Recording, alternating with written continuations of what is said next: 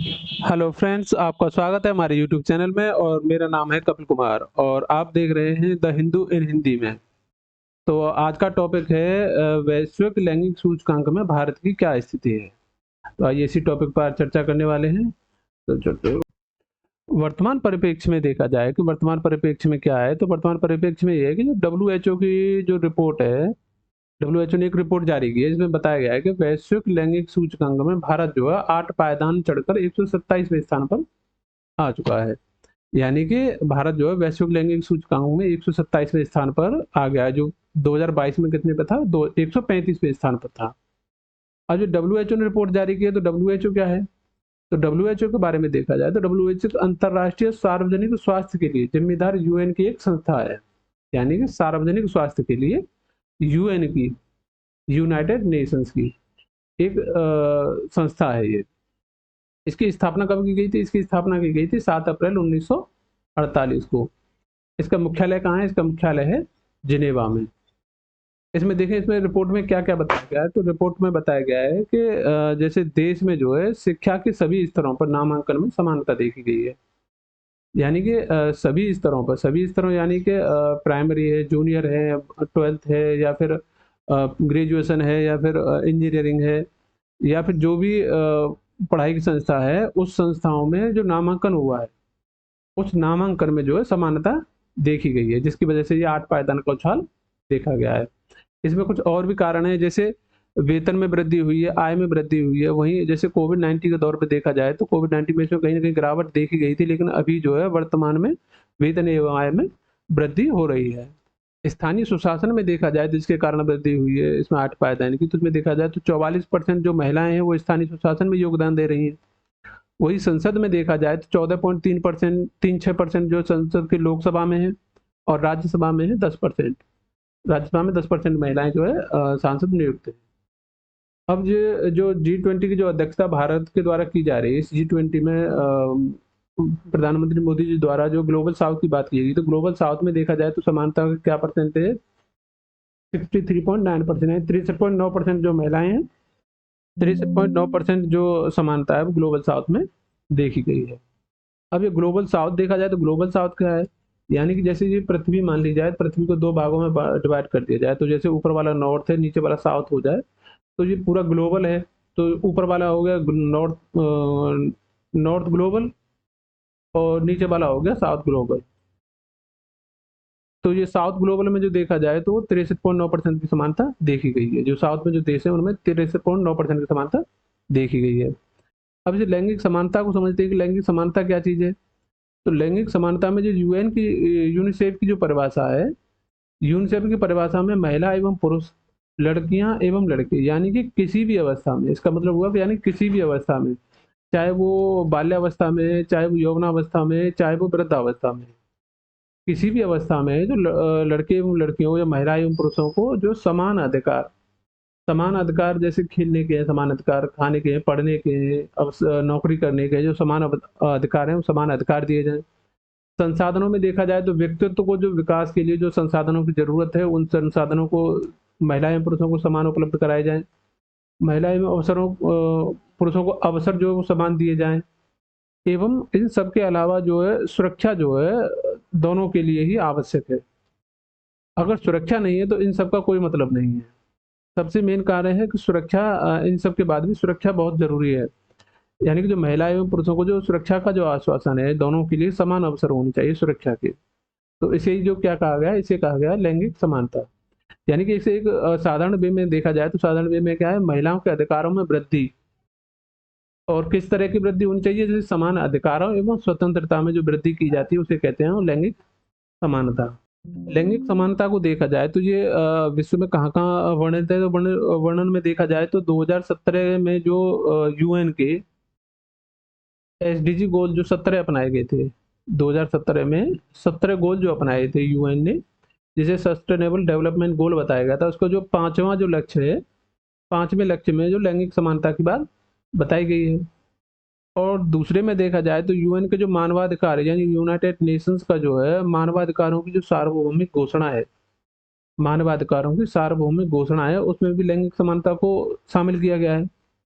अब ये मानव अधिकारों की जो सार्वभौमिक घोषणा है यूएन के द्वारा, ये कहाँ की गई थी? ये 10 दिसंबर 1948 को की गई थी पेरिस में। 10 दिसंबर 1948 को पेरिस में की गई थी। इसमें कहा गया था कि सभी व्यक्तियों के अधिकारों एवं स्वतंत्रता की घोषणा, यानी कि सभी व्यक्तियों के जो अधिकार हैं, अधिकार यहाँ भी है, स्वतंत्रता है यानी कि स्वतंत्रता यहाँ भी है, यानी कि सभी व्यक्तियों, यहाँ व्यक्ति शब्द है, यहाँ महिला एवं पुरुष नहीं है, यहाँ व्यक्तियों शब्द है। व्यक्तियों का मतलब होता है या महिला हो या पुरुष हो, या मेल हो या फिर फीमेल हो, दोनों के जो अधिकार हैं उनके स्वतंत्रता की घोषणा की गई थी। जो भारत जो G20 की जो अध्यक्षता कर रहा है, इसके केंद्र में जो इसका जो एजेंडा है G20 का, उस G20 के एजेंडे में भी महिला सशक्तिकरण को शामिल किया गया है। आगे देखा जाए तो अफ्रीका के एक मापुटो प्रोटोकॉल है। मापुटो प्रोटोकॉल क्या है? मापुटो प्रोटोकॉल जो अफ्रीकी संघ द्वारा, जो अफ्रीका कॉन्टिनेंट है, उस कॉन्टिनेंट के जो कुछ देश हैं, उन देशों ने मिलकर 2005 में एक एक प्रोटोकॉल जारी किया था, जिसे कहते हैं मापुटो प्रोटोकॉल। मापुटो प्रोटोकॉल में बताया गया था कि जो महिलाओं के जो व्यापक अधिकार की गारंटी बताया गया था, जिसमें बताया गया था कि व्यापक अधिकारों में कौन कौन से अधिकार होने चाहिए, जैसे राजनीतिक अधिकार हैं, सामाजिक अधिकार हैं, आर्थिक अधिकार हैं। इन सभी अधिकारों के बारे में मापुटो प्रोटोकॉल में बताया गया था, जो अफ्रीकी संघ द्वारा 2005 में अपनाया गया था। लैंगिक असमानता के कुछ कारण हैं, यानी कि जो भारत में जो लैंगिक असमानता है, इसके कुछ कारण हैं। कारणों में देखा जाए तो सबसे पहला कारण है शिक्षा तक पहुंच। शिक्षा तक पहुंच में देखा जाए तो 25% जो प्राथमिक स्कूल हैं, इनमें जो है ग्रामीण क्षेत्रों में देखा जाए तो 25% प्राथमिक स्कूलों में जो है महिलाओं का नामांकन है। अनपढ़ में देखा जाए तो 2/3 यानी कि 66% जो महिलाएं हैं वो अनपढ़ हैं ग्रामों में। तो यानी कि जो महिलाओं की जो स्थिति है वो लैंगिक असमानता का ये प्रमुख कारण है।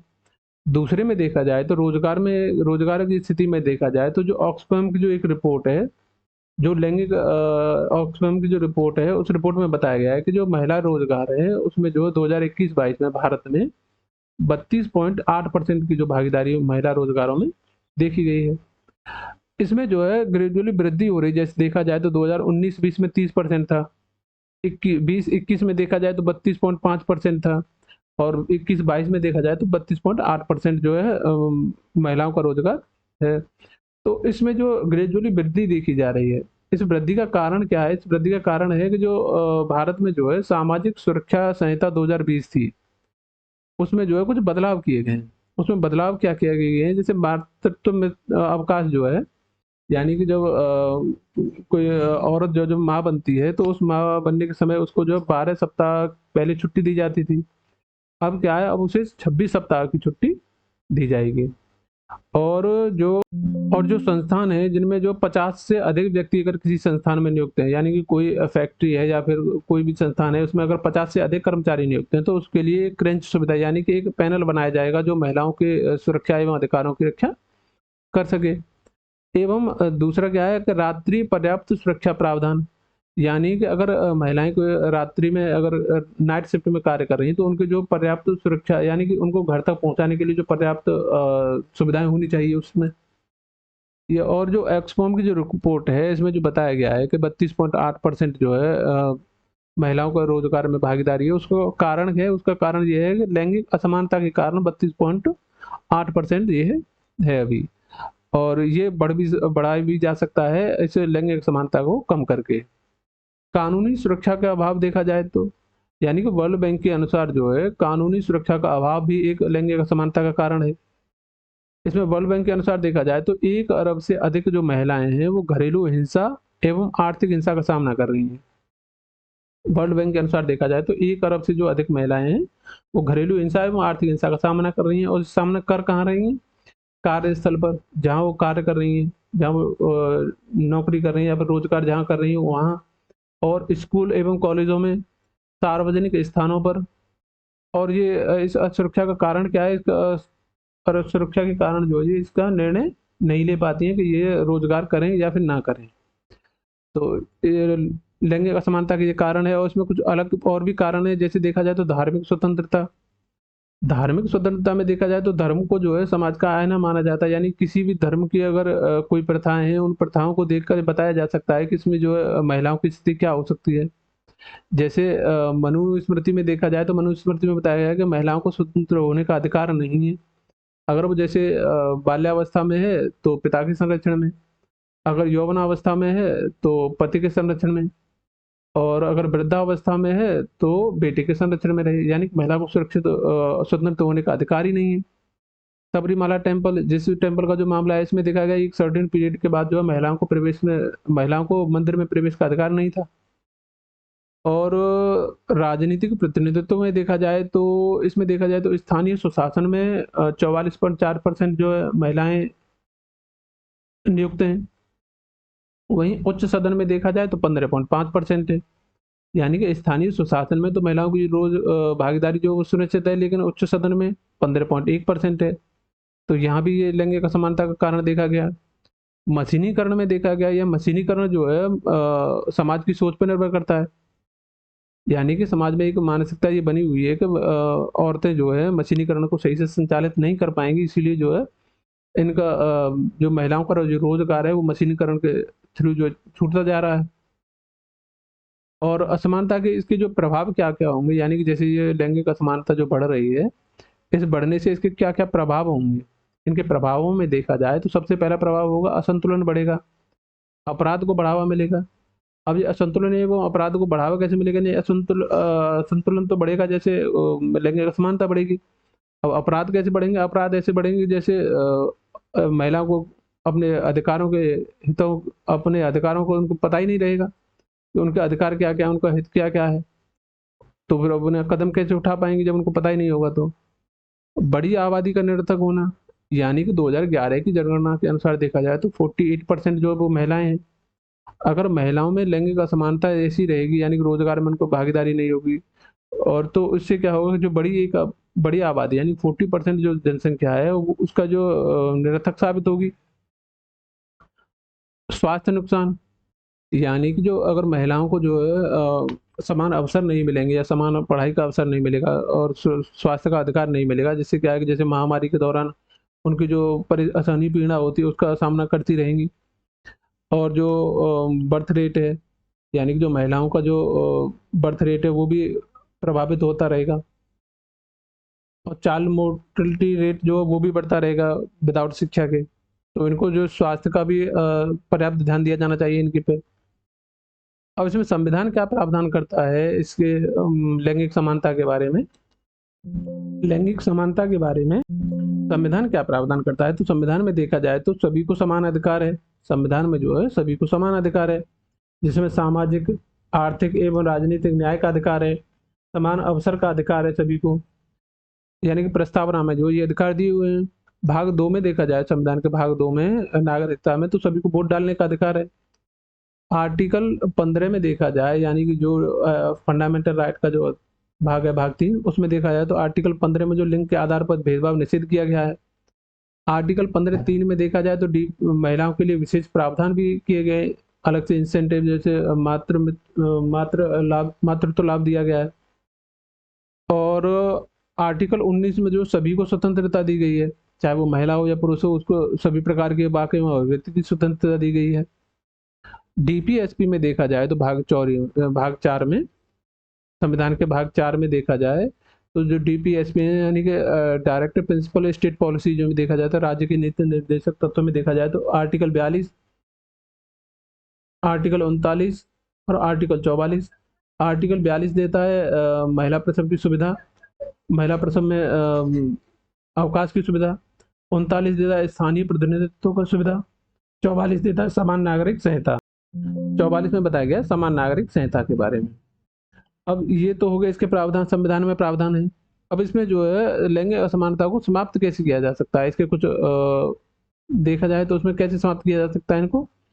इसमें सबसे पहले है मानसिकता में बदलाव, यानी कि समाज में जब तक बदलाव नहीं आएगा तब तक ये जो लैंगिक असमानता है ये बढ़ती रहेगी।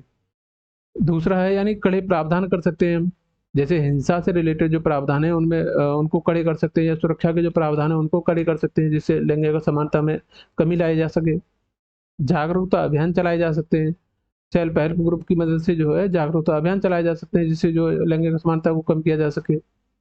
अतिरिक्त छूट दी जा सकती है, जैसे अगर कोई महिला एंटरप्रेन्योर है तो उसको जो है सब्सिडी दी जा सकती है किसी चीज़ में, या फिर संपत्ति का अधिकार दिया जा सकता है। महिलाओं को संपत्ति में सुरक्षात्मक अधिकार दिया जा सकता है।